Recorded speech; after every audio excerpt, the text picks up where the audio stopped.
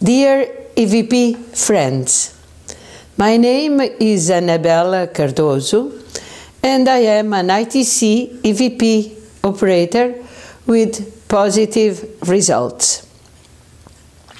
I'll explain briefly for those who are not acquainted with the field what EVP, we will speak about EVP mainly, means.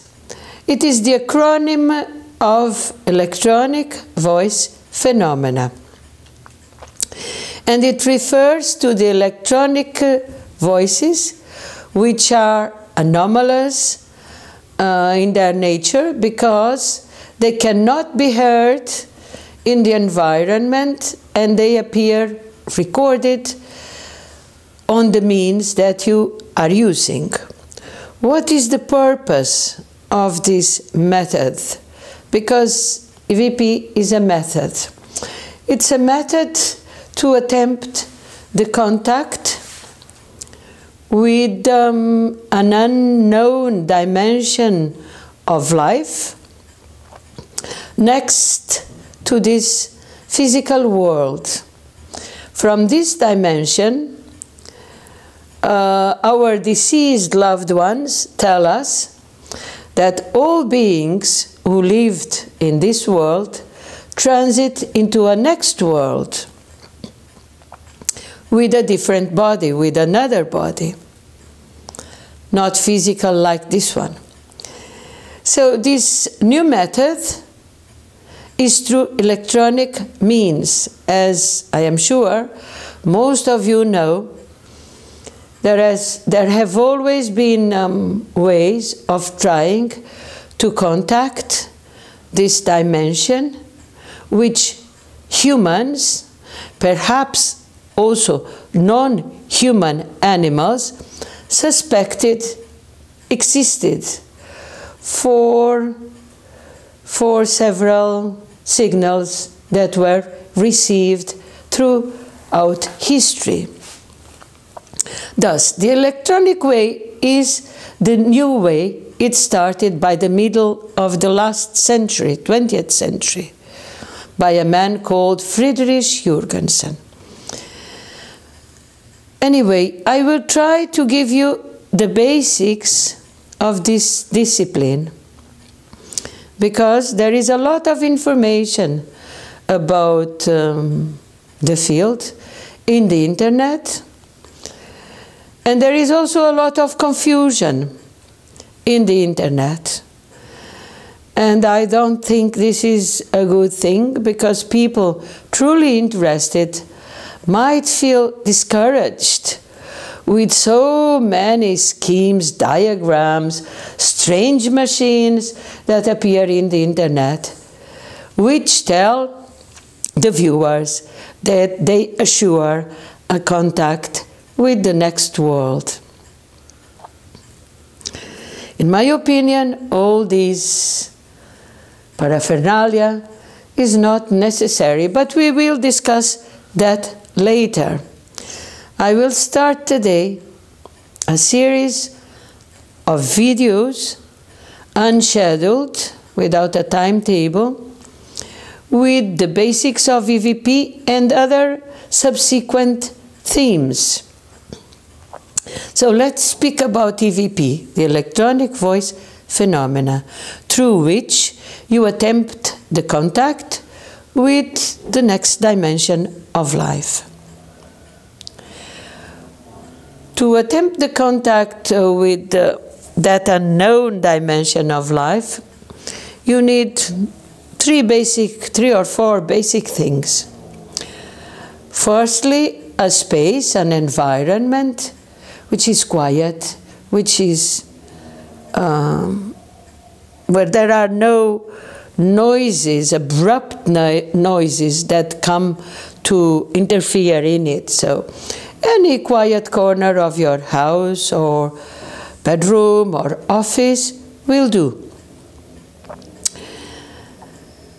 Or a friend's house it can be. It can be anywhere that is quiet. You should also be in a state of mind relaxed and tranquil. It's not absolutely indispensable, but like for any work, it will be advisable and perhaps conducive to better results. Then what do you need? You need the equipment, the electronic equipment. Firstly, a recorder, which can be a computer. I much prefer a computer, but we will speak about this later, or a digital recorder, or an analog recorder. These days, the analog recorders are almost impossible to find. So don't worry if you don't get an analog recorder, because they are not better than the other ones. Not at all. So any recorder will do. If possible, you would like to have a detachable microphone, which you can place somewhere or hang somewhere, separate from the source of noise. What is this source of noise? The source of noise, or background acoustic support, as we EVP operators call it, consists of any noise, constant noise, that we will use in we will introduce in our environment where we record, to apparently I say, enable the communicators to modulate their voices from it. This noise can be any noise, provided it's constant and not too harsh, not too loud, not too low. Like, for instance, some water running, some music, not too soft, but certainly not rock and roll or heavy metal. And what else? Also, what is the most usual way? Some noise provided by a radio, the so-called white noise, radio noise. I have used from the beginning of my work in ITC, I experimented with other noises, indeed, and I obtained results, but my basic way of experimenting is with radio noise. This radio noise can be of medium wave or of short wave. I have preferred the short wave, and have used the short wave throughout my work. But for instance, Friedrich Jürgenson, whom I mentioned, the great pioneer of the electronic voices, used the medium wave in the frequency, around the frequency 1460 hertz. Sorry. It is something like this. Let me try and show you what it sounds like. I have a radio here, and we'll try to get it. Well, this is exactly the frequency that Jürgenson used, because I had tuned the radio into it before starting this video. So this is also more or less the volume that you should use. Because if you use, since we know, this is one of the very few things in this work that we know, that the voices are modulated with the noise, with the environmental noise. So if you put it too low, like this, any possible voices will be very low. If this is not too loud, this is okay. But if you have more powerful radio and you put it too loud, then the background noise when you listen to your recording will not allow you to listen to the voices. So this is a good choice, but you can choose any other of your liking.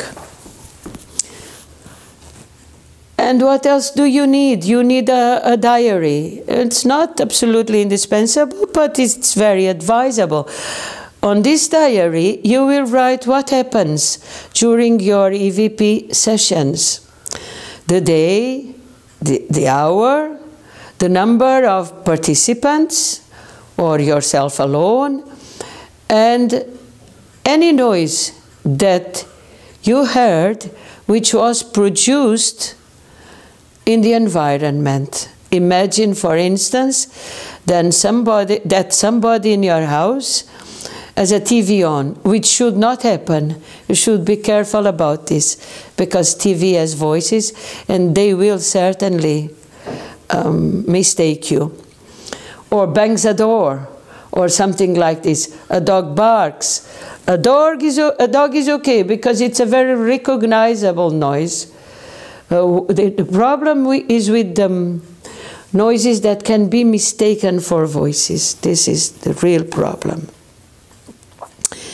When you finish your recording session, which will take something between or around 15 minutes, 20 minutes at the maximum, you thank your communicators and say goodbye. And I will finish by saying, you might be wondering, what do I say? So you say whatever you like. You address whoever you like, anybody you know who has already transited into this new dimension, somebody you loved. Doesn't have to be human, can be a non-human animal also. Or if you like angels, or address your angel. That depends on each one. And then you give it, you say something, ask them to speak to you, of course. And then you give a pause of, after you speaking or making a question, you make a pause. You don't disconnect anything. Everything will be, the background acoustic support will be in the air, everything, but you'll be in silence. Give it maximum 2 minutes and say something else or ask something else. And 6, 7 questions are more, or comments are more than enough. So we will be speaking in a series of videos about EVP. Later on, maybe ITC, we will see. I hope you enjoyed it, and I hope it was useful. Thank you very much.